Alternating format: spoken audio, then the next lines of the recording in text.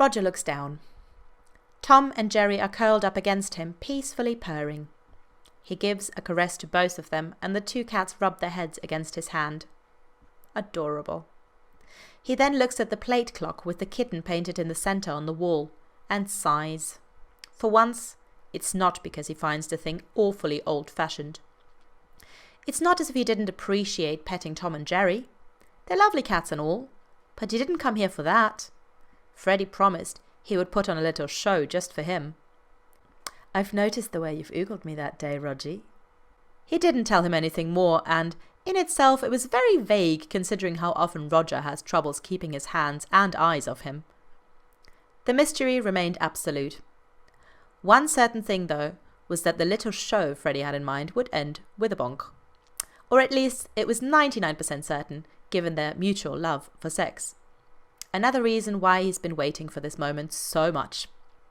Unfortunately, it seems like his boyfriend was taking his sweet time to get dressed, or more probably, he was just behind the living room door, already closed, a smile on his face, waiting for the right moment to make an entrance. He knows too well how to play hard to get. But Roger's patience is limited, especially in situations involving anything related to sex with Freddie. He lets out another sigh.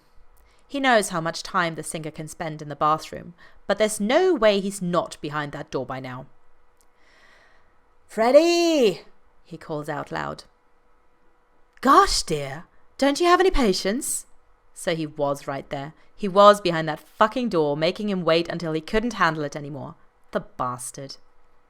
"No, I want to see you. Come on." All right. You're lucky I don't have the wish to make you beg today, Rog." Roger smiles. Finally. He's also glad not to have to beg. Freddie absolutely loves to make him beg, and he hates it because it works.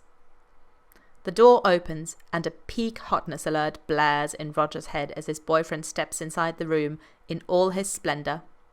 Aside from his t-shirt, he's wearing the same becoming clothes he was wearing the day the clip for Crazy Little Thing Called Love was shot. The black policeman cap, the hot leather jacket, the deliciously tight trousers that magnify his body, that make his legs and his bum look even lovelier. Damn, he's hot. Roger would join his gang immediately if he was an actual biker. He twirls around gracefully. "So, how do I look?" That being said, he'd rather ride the biker than the motorbike. Fucking hell. Freddie chuckles, visibly satisfied with the impression he made on his boyfriend. "Careful, Rog. You're drooling." "I'll be upset if I wasn't drooling. You're smoking hot," Roger says, his voice already a little raspy. Freddie sends him a kiss with his hand before crossing the room to get to the couch where the blonde is currently sitting. He stops right in front of him, hands holding his jacket, hips tilted to one side, and fixes his eyes, a very seductive smile on his face.